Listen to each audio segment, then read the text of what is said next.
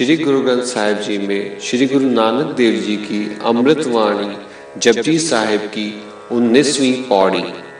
असंख नाव असंख थाव अगम अगम असंख लो असंख कह सिर पार होए। अखरी नाम अखरी साला अखरी ज्ञान गीत गुण गा। अखरी लिखन बोलन बाण अखरा सिर संजोग वखाण। जिन ए लिखे तिस सिर नाय जिफ फुरमाए तिव तिर पाए।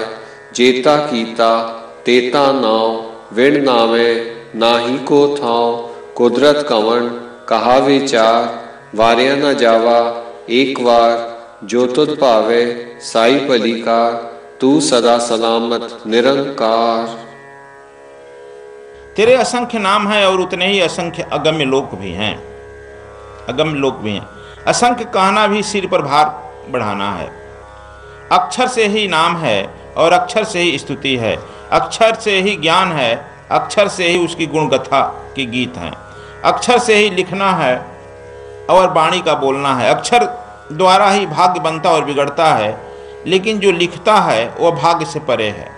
वह जैसी इच्छा करता है हम वैसा ही पाते हैं। जो कुछ भी उसकी रचना है सब उसी का नाम है। नाम बिना कोई स्थान नहीं। कुदरत का किस प्रकार बखान करे तू।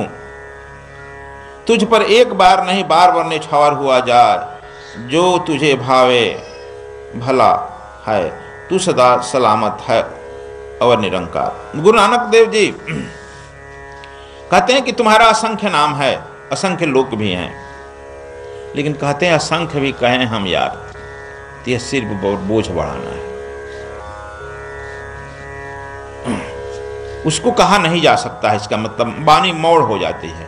अक्षर से उसे पहचाना जा सकता है, अक्षर जिसका क्षर न हो। एक बार गुरु नानक देव जी संगल द्वीप की यात्रा पर थे, संगला द्वीप की यात्रा पर थे। वहां का राजा सुना कि आया है कोई फकीर, तो परीक्षा लेना चाहा। सब फकीरों का संगल द्वीप परीक्षा लेता था। अभी भी तो आसाम की तरफ जाता है, कामरूप कामाख्या जाता है, परीक्षा होती है शायद। हम लोग परीक्षा लेते हैं, परीक्षा देना नहीं जानते हैं। परीक्षा कौन लेता है?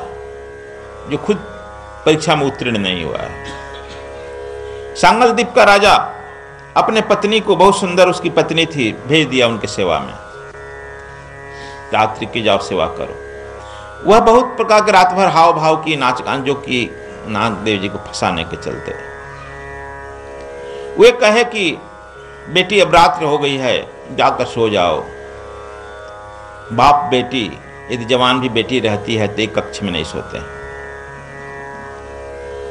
बाप बेटी का कुछ भारत की सभ्यता संस्कृति समझना चाहिए। जो ही वो बेटी तुम कहे, वह जो औरत, तुम यदि कोई भी औरत कुछ कह रही है तुम उसको मां कह दो या बेटी कह दो, फिर देखो उसका चेहरा उतर जाता है। उसका भी चेहरा उतर गया, भाग गई अपने घर पर। राजा से कही संगल द्वीप, तो ऐसा ऐसा फकीर है, बड़ा गड़बड़ फकीर है। वह जो है राजा नंगे पैर दौड़े आया और आकर समर्पित हो गया। कहा कि महाराज हम तो फकीरों की परीक्षा लेते रहते हैं। तुम परीक्षा लेता है, तुम परीक्षा कब देगा? परीक्षा देना भी तो सीखो। कहा कि अब परीक्षा ले लीजिए, हम तो परीक्षा देने लायक है ही नहीं, हम तो फेल है। लेकिन फेल आदमी ज्यादा परीक्षा लेता है, पास आदमी तो उसको भी एक ओंकार का, सतनाम का ज्ञान दे दिए, प्रदान कर दिए। यह जो है सदैव से होता है। रामानुजाचार्य थे, रामानुजाचार्य विशिष्टाद्वैत के प्रवर्तक थे, साउथ में हुए हैं। जब रामानुजाचार्य जा रहे थे अपने शिष्यों के साथ, देखे कि एक भगत अपने पत्नी को ला रहा था, खींच करके, बाड़गी होता है ना रिक्शा, तो खींच कर ला रहा था। पत्नी को खूब श्रृंगार करके उस रिक्शा पर बैठाया था और खींच रहा था, लेकिन खींच रहा था उल्टा। मैंने वो पत्नी को हरदम देखते रहता था। पीछे से चलता था। हर समय उसको त्राटक लगाया रहता था, देखते रहता था, उसकी सेवा करता था, नहवाता था, स्नान कराता था, खिलाता था, पिलाता था। फिर जब घूमने की कहती थी तो उसको खींच कर ले जाता था और हरदम उल्टा चलता था, देखते रहता था। रामानुजाचार्य भक्त थे, कहे कि यार ये तो बड़ा गजब भक्त है, तुम लोग भी ऐसे सेवा करनी चाहिए। तब रामानुजाचार्य कहे क्या देख रहे हो? कहा कि अपनी पत्नी की सुंदरता देखते हैं। और क्या देखते हैं? तुम्हारा मुंह देखें? तिलक कर लिया इतना लंबा। कहा कि हम कहते हैं कहां हमारा मुंह देखो, लेकिन इससे भी सुंदर दिखाई पड़ जाएगा तब। कहा कि इससे भी सुंदर दिखाई पड़ जाएगा तो इसे क्यों देखेंगे, हम छोड़ देंगे। कहा कि आओ मेरे साथ। कहा कि आओ तब तक से तुम उसे उठा ले जाएगा तब। कहा कि नहीं, आओ ले आओ, इसको भी यहां रख दो, कोई नहीं उसको ले जाएगा। रामानुजाचार्य आए, अपने राम जानकी का जो मंदिर था पट हटाए, कहा कि देखो। और करिश्मा कुछ हुआ रामानुजाचार्य का, वह मूर्ति जो है राम जानकी की मूर्ति इतनी चमकी, वह देख करके गिर गया। सुंदरता पूरा आ गई। अब जो है उनका वह शिष्य बन गया। कोई कहे ना, जो तुम्हारा आंख काम करता है आंख ही को लगाओ काम पर। कल एक पौड़ी कहे थे, जो तुम्हारी इंद्रियां सशक्त हो उसी इंद्रियां को उस परमात्मा की तरफ लगा दो ना, केंद्र की तरफ लगाओ। आंख सबसे सशक्त है, इसलिए आपको त्राटक बताया गया। और वह जो है चूंकि त्राटक में सफल हो गया था, देखते रहता था ना, इसलिए उस मूर्ति पर देखा, बस चमक खिल गई। उसकी पत्नी पर नहीं खिला, राम के मंदिर पर तो खिल ही जाएगा। और वह जो भक्त हो गया, परम भक्त हो गया। इसलिए मत सोचो कि किसमें संभावना नहीं। हम लोग कहते हैं फलाना खराब है, फलाना अच्छा है, यह ठीक नहीं है। कब वह खराब, कब उसमें परमात्मा प्रकट हो जाएगा नहीं कहा जा सकता है। अच्छा भी आदमी कब गिर जाएगा नहीं कहा जा सकता है। अच्छा गिर जाता है और खराब अच्छा हो जाता है। तो इसलिए कहते हैं कि असंख्य नाम उसकी है, कोई गणना नहीं है। भारत में भगवान विष्णु के सहस्त्र नाम है। सहस्त्र नाम का करता है 1000 नाम है। और विश्व में किसी पंथ संप्रदाय में किसी का नाम नहीं इतना रखा गया। इसका मतलब है कि जो 1000 नाम में सारे सृष्टि के नाम आ जाते हैं, वही नाम घुमा फिरा कर तुम रखते हो। इसका मतलब जितने नाम है सब परमात्मा के नाम है।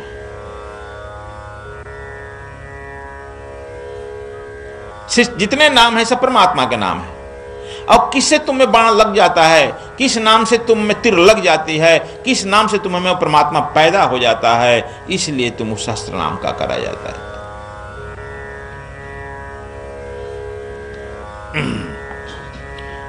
कह रहे हैं कि गुरु की यही जरूरत है, वह शिष्य के अनुसार एक मंत्र, एक नाम दे देता है सोच करके। लेकिन जेपी जी कह रहे थे कि ऐसे भी गुरु हैं जो कह देता है कि लो हम मंत्र दे देते हैं, हमारी दुकान जो है लंबी चौड़ी है, कह देता है ज्योति निरंजन ओंकार सोहम रम रंकार रम सतनाम, सब आ गया ना। फिर वो कहता है कि हम ही सिद्ध हैं, इसका जाप करो। ऐसे ऐसे हैं। फिर उसकी दुकान भी लंबी चौड़ी है। यदि हम सच कह रहे हैं तो तुम लोग मारे गए ना कि आपकी बात माने गुरु जी, आपके सामने तो कुछ लोग 1000 आदमी नहीं है श्रोता, वहां तो लाखों लाख हैं। संख्या बल लाएगा ना। तो कहें कभी सब सांच कहे जग मारन जावे, झूठे जगपति आए। यह मखौल बन गया मंत्र। कहते हैं कि ज्योति निरंजन सतनाम जो है, ज्योति निरंजन सतनाम, यह संज्ञा नहीं है, यह विशेषण है। संज्ञा का नाम लिया जाता है, नाम संज्ञा होता है। इसे समर्थ सदगुरु ही उस नाम के बारे में विवेचन करता है। एक आदमी मिला था यहां पर ही, क्या नाम है, बोला कि इंद्रगुप्त सिंह यादव, बहुत बड़ा इंजीनियर था, हम पूछे कि इसमें तुम्हारा नाम कहाँ है, तो चूंकि बहुत इंजीनियर हो, पढ़ा लिखा था, समझ गया तू शब्द विशेषण ही कह रहा है ना, सब सरनेम कह रहा है ना, वेयर इज योर नेम।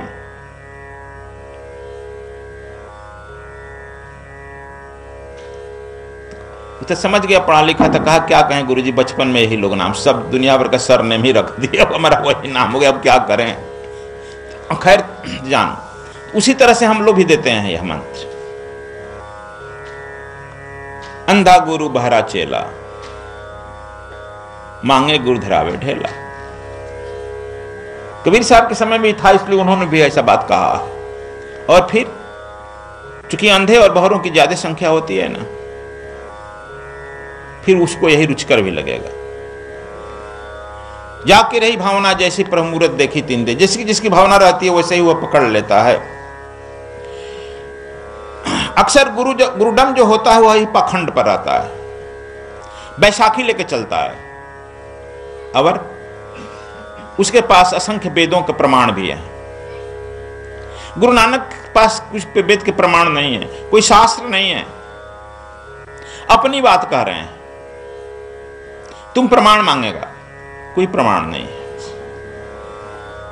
वो अपने पैर पर खड़े हैं। तुम कहे कि नहीं बैसाखी आप लेकर नहीं चल रहे हैं, तो मैं कैसे मानूं?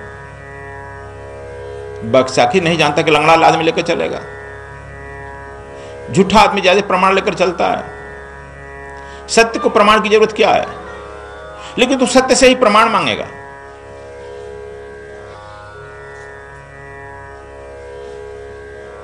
तो यह इसलिए वह जीत जाता है ना, उसके पास ज्यादा प्रमाण है। कहते हैं कि कबीर साहब कहें कि शब्द शब्द बहु अंतर है, सार शब्द मत लीजिए। कहते कि यह शब्द जितना सुन रहे हो, इन शब्दों में बहुत अंतर है, सार शब्द मंथन करो। कोई समय का सदगुरु मिल जाएगा तो सार शब्द बता देगा, नहीं तो इसमें भटकते रहेगा। अज्ञानी को सारे शब्द एक जैसे प्रतीत होते हैं, इसकी विधि उसे अज्ञात है, और इसी में वह जन्म जन्म गंवा देता है।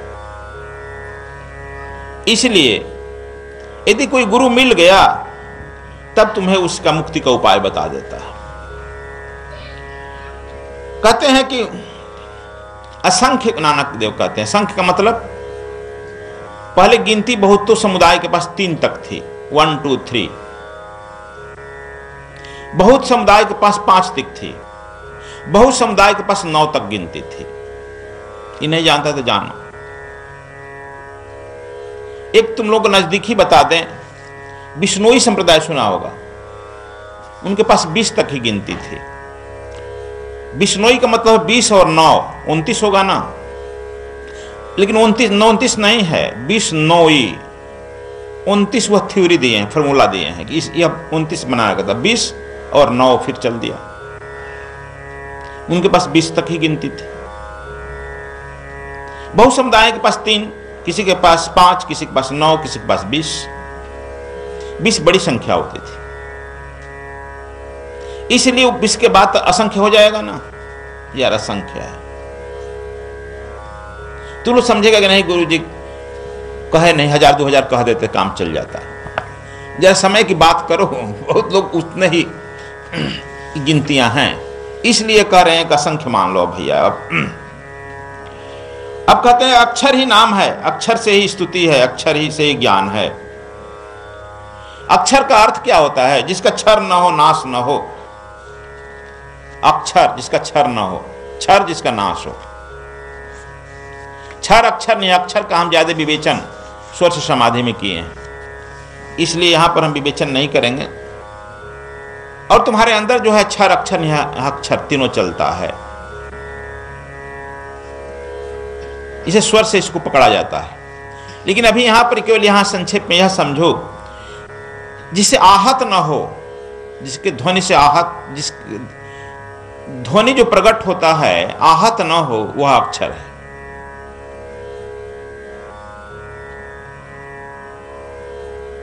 इस तरह से कर रहा है, इसे आहत हो रहा है ना, 2 की जरूरत पड़ती है। एक हाथ की ताली अक्षर है।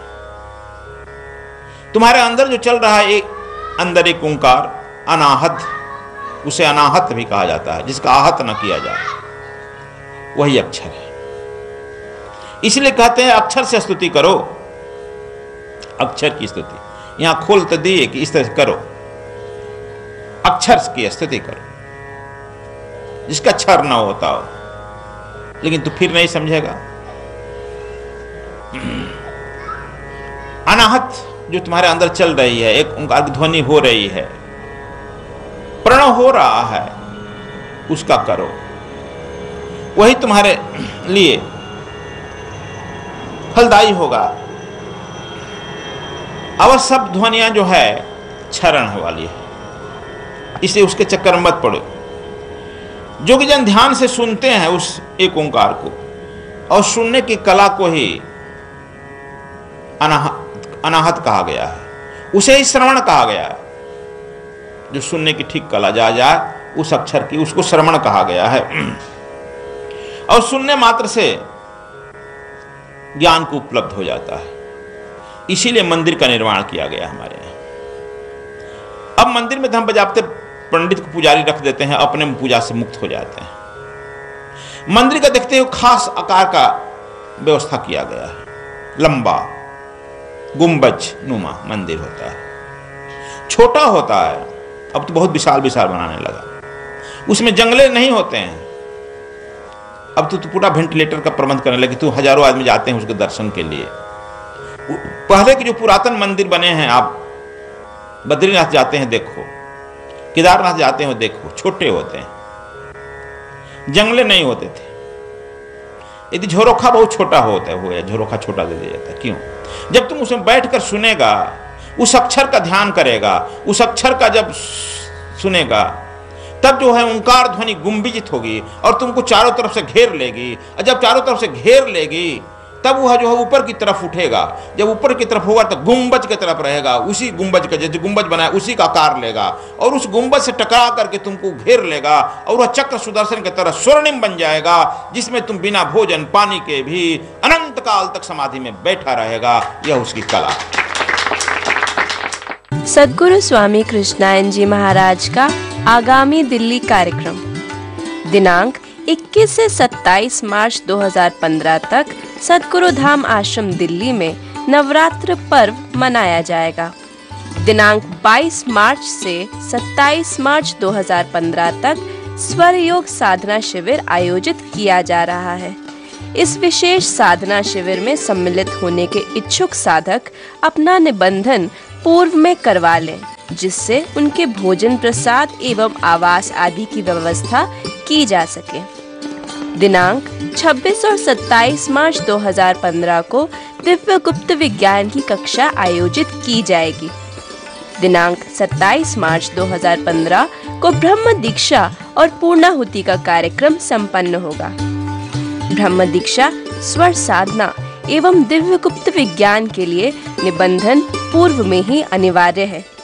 निबंधन की अंतिम तिथि 15 मार्च 2015। स्वामी जी के साहित्य व प्रवचनों की डीवीडी हेतु संपर्क करें परमाचार्य आशा उपाध्याय 09868886830। विशेष जानकारी हेतु संपर्क करें वरिष्ठ आचार्य जेपी सिंह 09872999766। ब्रह्म दीक्षा, स्वर साधना एवं दिव्य गुप्त विज्ञान के निबंधन हेतु संपर्क करें आचार्य पूनम अग्रवाल 09968430203।